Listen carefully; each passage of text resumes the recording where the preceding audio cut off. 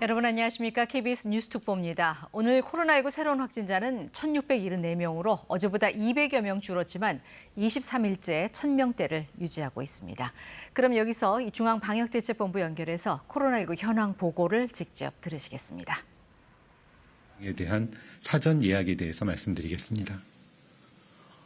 고교 재학생 이외의 대입 수험생 등에 대한 사전 예약이 7월 28일 20시부터 시작되어 오늘 오전 9시 기준으로 총 8만 1,000명이 사전 예약을 완료하여 81.4%의 예약률을 보이고 있습니다.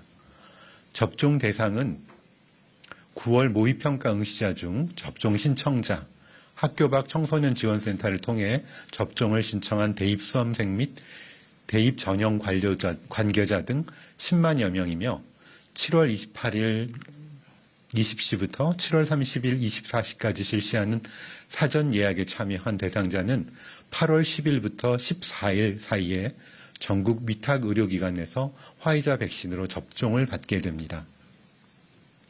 사전 예약은 코로나19 예방접종 사전 예약 누리집을 통해 진행되며 거주지에 관계없이 방문 가능한 접종기관을 선택하여 접종 일정을 예약하실 수 있습니다. 다음으로 백신 도입 현황 및 계획에 관해서 말씀드리겠습니다. 7월 29일 오늘 개별 계약된 얀센 백신의 초도 물량 10만 1,000회분이 인천공항에 도착할 예정입니다. 7월 마지막 공급 물량인 얀센 백신을 포함하여 7월에는 총 908만 회분의 백신이 공급되고 8월에는 약 2,900만 회분의 백신이 공급될 예정입니다. 백신별 세부적인 공급 일정은 제약사와 협의되는 대로 공개 가능한 범위에서 안내드릴 예정입니다. 다음은 코로나 예방접종 피해보상 전문위원회 심의 결과를 말씀드리겠습니다.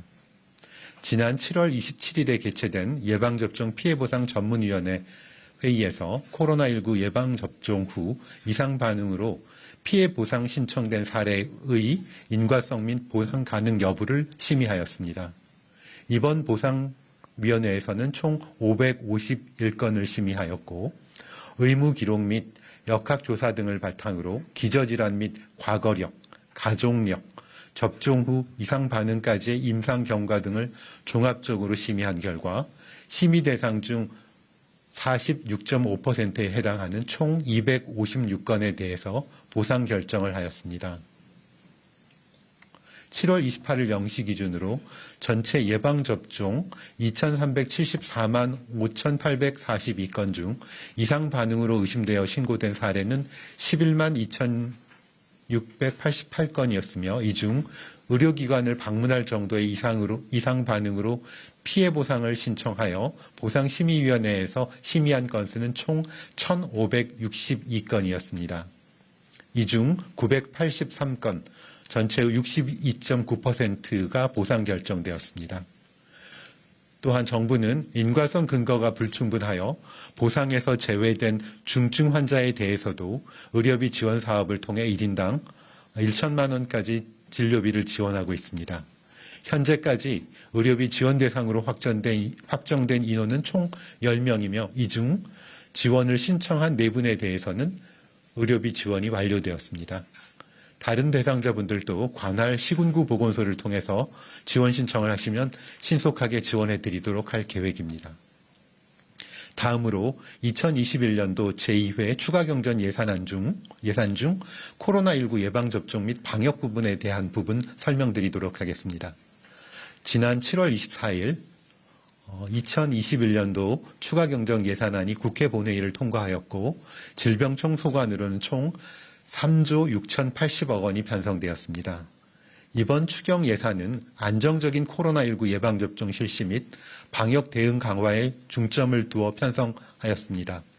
특히 최근 코로나19 확진자 급증 상황을 반영하여서 국회 심사 과정에서 정부안 대비 방역 대응 예산 약 2,500억 원 정도가 증액되었습니다. 먼저 코로나19 예방접종 관련 예산은 2조 495억 원이 반영되었습니다. 구체적으로 살펴보면 해외 및 국내 개발 백신 구매비로 1조 5,237억 원을 포함하여 민간 의료, 위탁 의료기관 예방접종 시행비 지원, 예방접종센터 운영비 및 의료 인력에 대한 인건비, 이상반응 피해 보상 및 치료비 지원 등이 포함되어 있습니다. 코로나19 방역 대응 지원 강화를 위한 예산은 1조 5,585억 원이 반영되었습니다.